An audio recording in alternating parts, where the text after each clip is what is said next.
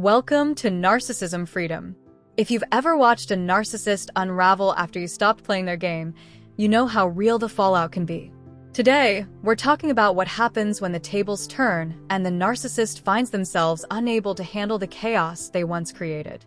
In the beginning, the narcissist is in control, or so they believe. They operate through subtle manipulation, blame shifting, and emotional traps.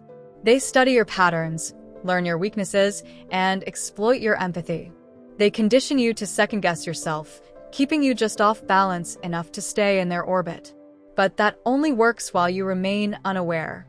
The moment you recognize the pattern, the moment you see the manipulation, the dynamic begins to shift.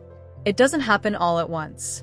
It starts with a quiet realization, a moment of clarity that something isn't right. You start questioning their words, examining their motives, and noticing contradictions in their stories. Over time, you stop reacting.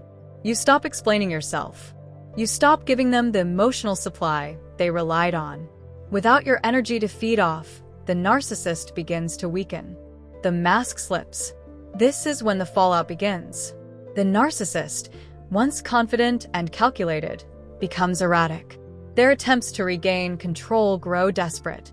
They may try to charm you with promises and fake apologies, or they might switch to rage, blame, and cruelty. But what they can't grasp is that you've stepped outside their illusion. You see them now. That awareness is something they cannot unsee or undo. What makes it worse is that they never expected the shift. Narcissists depend on others staying stuck. They don't plan for accountability. They never prepare for someone growing stronger, seeing clearly, and walking away. When it happens, it shatters their curated image, not just in your eyes, but in their own. They realize they're no longer in control, and that realization is unbearable. They spiral. They lash out. They scramble to regain footing, jumping from relationship to relationship, or engaging in reckless behavior to restore their sense of importance. But none of it fills the void left behind when you took your power back. You didn't destroy them. You simply stopped allowing them to destroy you.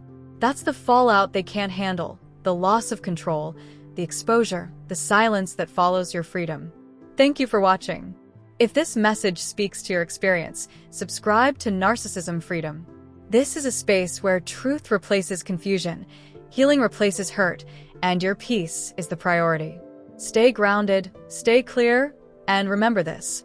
When you stop dancing to their tune, the music stops. That silence is the beginning of your freedom.